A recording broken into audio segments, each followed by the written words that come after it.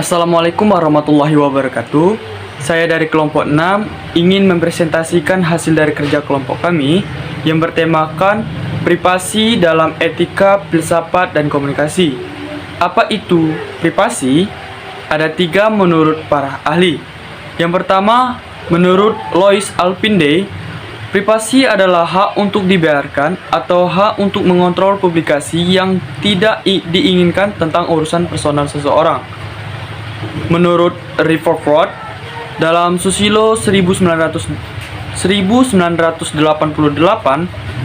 mendefinisikan privasi sebagai suatu kemampuan untuk mengontrol interaksi, kemampuan untuk memperoleh pilihan-pilihan, dan kemampuan untuk mencapai interaksi yang diinginkan. Terus menurut Marcel dalam Rickman dan Duke 1981 mengatakan bahwa privasi menunjukkan adanya pilihan untuk menghindarkan diri dari keterlibatan dengan orang lain dan lingkungan sosialnya. Terdapat faktor yang mempengaruhi privasi. Yang pertama, faktor personal. Dalam latar belakang pribadi akan berhubungan dengan kebutuhan privasi. Terus, yang kedua, faktor situasional. Beberapa hasil penelitian dunia kerja secara umum bahwa kepuasan terhadap kebutuhan akan privasi sangat berhubungan dengan seberapa besar lingkungan mengizinkan orang-orang di dalamnya. Yang ketiga, faktor budaya. Memandang bahwa tiap-tiap budaya ditemukan perbedaan. Adman 1975 menjabarkan beberapa fungsi privasi. Fungsi pertama privasi adalah pengatur dan pengontrol interaksi interpersonal yang berarti sejauh mana berhubungan dengan orang lain diinginkan, kapan waktunya menyendiri, dan kapan waktunya bersama-sama dengan orang lain. Fungsi kedua privasi adalah merencanakan dan membuat strategi untuk berhubungan dengan orang lain yang meliputi keintiman atau jarak dalam berhubungan dengan orang lain. Fungsi ketiga privasi adalah memperjelas identitas diri. Adapun pengaruh privasi terhadap perilaku, yang pertama, orang yang merasa privasinya diganggu akan mengalami keadaan yang tidak mengenakan dalam dirinya.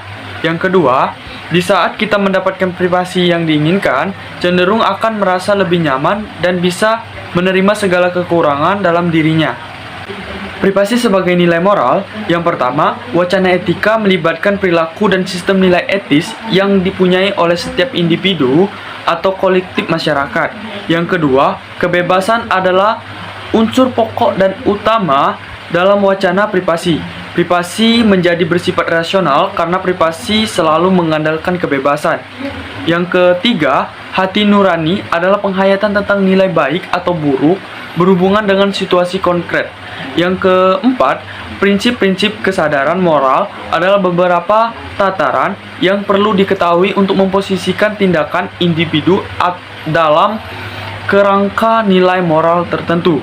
Di Barat, privasi didorong oleh revolusi kebudayaan di Prancis dan Inggris. Baiklah, saya akan melanjutkan pembahasan tentang aturan privasi dalam filsafat dan etika komunikasi. Selanjutnya di sini ada aturan privasi dalam etika dan komunikasi.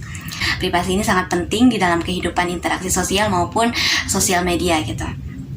Privasi juga pernah membahas tentang IT, bagaimana cara seseorang berkomunikasi antara satu sama lain, dan itu adalah contoh bahwa kita tuh punya batasan gitu di dalam komunikasi. Maka dari itu kita juga memiliki salah satunya tuh Undang-Undang UU ITE, di mana untuk melarang adanya akses secara melawan hukum kepada data milik orang lain melalui sistem elektronik untuk memperoleh informasi. Nah, ini kita masuk di jejaring sosial ya teman-teman. Penyadapan informasi itu kalau misalnya di lewat batas pengamanan itu sudah memasuki pelanggaran privasi itu sendiri. Ada yang mengaturnya tentang privasi itu berhak gitu untuk kita gugat ketika kita merasa privasi kita itu disebarluaskan oleh seseorang. Nah, dalam aturan privasi dalam etika komunikasi itu sendiri, kita punya etika dalam privasi. di mana privasi merupakan keleluasaan pribadi untuk menjaga reputasi dari seseorang. Jadi semakin banyak orang tahu tentang diri kita, maka semakin berkurang keleluasaan kita terhadap mencari tujuan hidup kita ya teman-teman. Privasi merupakan alat untuk terciptanya interaksi sosial. Nah, jadi privasi itu sendiri bentuk etika sebenarnya, etika dalam berkomunikasi. Jadi apa salahnya kita menghargai privasi orang lain ya teman-teman, itu adalah tindakan yang terpuji. Contohnya juga ada kasus peredaran video mesum dari Yahya Zaini dan Maria Eva. Mungkin teman-teman ada yang tahu kasusnya, di mana mereka dalam rekaman tersebut sebenarnya adalah privasi milik mereka berdua gitu. Setelah privasi tersebut hilang, hal tersebut reputasi mereka jadi tidak terkontrol, bahkan dihujat habis-habisan gitu oleh netizen. Nah, jadi privasi itu sangat penting teman-teman. Bahkan privasi itu menjadi etika komunikasi yang paling toleransi di Indonesia gitu. Bahkan sudah ada payung hukumnya. Baik, kita bahas problematika privasi dalam media. Sebagian besar media pers nasional, lembaga pers nasional itu tidak kecuali media yang utama ataupun bergengsi, melanggar privasi dalam penyajian beritanya. Karena apa? Karena tadi bersaing ya teman-teman, bersaing antara media yang lain tuh saling bersaing yang akhirnya menerobos privasi demi rating medianya gitu ya teman-teman. Jadi media pers itu semata-mata mencari sensasional dan tidak disadari merugikan publik figurnya. Jadi permasalahan ini dinilai bentuk pelanggaran kode etik jurnalistik ya. Biasanya para wartawan yang memang sedang mencari berita asupan publik gitu, yang bisa dikonsumsi publik dan menjadi ramai gitu. Biasanya para wartawan Indonesia yang baru ataupun yang kurang pengalaman, kurang mengetahui tentang kode etiknya, itu si pihak-pihak yang biasanya melanggar. Nah, seringkali wartawan-wartawan atau jurnalistik yang baru ini tidak mengetahui sebenarnya apa sih yang menjadi privasi, atau bahkan misal di IPDN, di Institut Pemerintah Dalam Negeri secara nasional, media pers membuat foto, nama lengkap dosen dan mahasiswa yang melakukan hubungan intim, termasuk mahasiswa yang melakukan aborsi. Harusnya kan identitas itu bisa di blur atau identitas itu tidak diinisialkan gitu teman-teman, sehingga tidak merugikan pihak yang bersangkutan. Karena yang namanya foto, nama lengkap, itu kan identitas yang dicari. Jadi ketika dia berlangsung hidup di masyarakat, siapa tahu dia akan dihujat habis-habisan di lingkungan masyarakatnya, dan itu merugikan, bahkan dia bisa stres atau bahkan dia bisa bunuh diri dari kasus privasinya itu terbongkar gitu. Padahal dia hanyalah korban, tetapi identitasnya dilakukan secara terbuka gitu, di privasinya tuh disebarluaskan secara lengkap gitu teman-teman. Padahal dia adalah korban yang harusnya kita lindungi inisialnya. Jadi sangat sedikit gitu media yang berusaha menghindari pelanggaran etika dalam pemberitaan itu gitu. Jadi terdapat sejumlah dilema sebenarnya dalam praktik komunikasi untuk menerapkan prinsip privasi dalam konten media. Ada beberapa dilema. Maka yang konten itu terutama menyangkut isu-isu ya teman-teman. Ini salah satunya, kita bahas dulu problematika privasi dalam media yang mengangkat isu-isu antara lain. Yang pertama itu penyakit menular.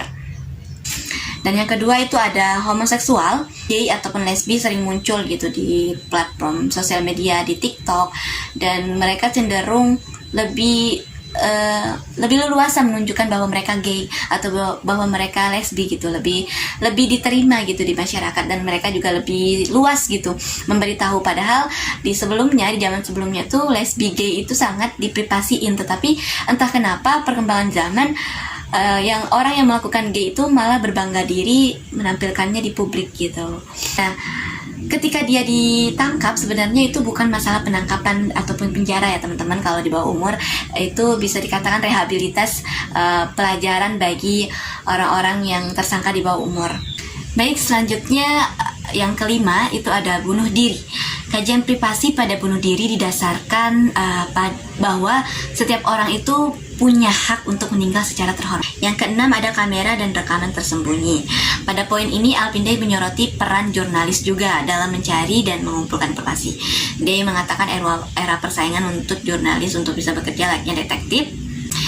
Yang keenam ada kamera dan rekaman tersembunyi, di mana rekaman tersembunyi ini adalah privasi yang sangat-sangat tidak elegan ya untuk dilakukan seorang jurnalis gitu. Jadi sebenarnya bentuk pelanggaran privasi di media itu punya acuannya teman-teman. Terhadap 300 gugatan privasi yang akhirnya dia bisa mengumpulkan 4 peristiwa-peristiwa yang menjadi acuan gitu pelanggaran privasi terkait media. Yang pertama itu ada intrusion, yaitu tindakan menandatangani atau mengintervensi wilayah personal seseorang tanpa diundang atau tanpa izin yang bersangkutan. Disclosure of embracing private fact, ini penyebarluasan informasi atau fakta-fakta yang memalukan tentang diri seseorang. Yang ketiga ada publicity which passes someone false like in the public eyes, yaitu publikasi yang mengelirukan pandangan orang banyak terhadap seseorang. Misalnya, klien Eastwood menggugat majalah The National Enquirer karena berita tentang dirinya dianggap menimbulkan pandangan keliru terhadapnya. Berita keempat ada appropriation of name or likeness, yaitu penyalahgunaan nama atau kemiripan seseorang untuk kepentingan tertentu. Peristiwa ini lebih terkait pada tindakan pengambilan keuntungan sepihak atas ketenaran seorang selebriti. Nah, sekarang kita masuk ke tips melindungi privasi. Sebenarnya privasi ini kenapa sih perlu dilindungi sekali? Karena di zaman yang serba modern ini privasi itu sangat mudah teman-teman untuk ditebus. Jadi kita perlu ada penjagaan tersendiri gitu untuk menjaga privasi kita di sosial media sehingga tidak tersebarluaskan di masyarakat secara langsung gitu. Yang pertama, jangan memberikan email dan nomor telepon. Kemudian mulainya banyak kasus pencurian data di sosial media. Jadi gunakan sandi yang berbeda-beda setiap akun sosial media. Nah, lanjut, selalu log out sosial media dimanapun kita berada, walaupun kita memiliki laptop sendiri, HP sendiri, selalu log out. Dan selanjutnya itu selalu update software ya teman-teman, apapun itu harus diupdate. Nah, sebelum pengupdatean itu sendiri kita harus tahu bahwa aplikasi itu telah legal. Walaupun ada beberapa aplikasi yang ilegal tetapi aman, itu sebaiknya dihindari ya teman-teman. Dan jangan lupa selalu update apapun akun media sosial kita.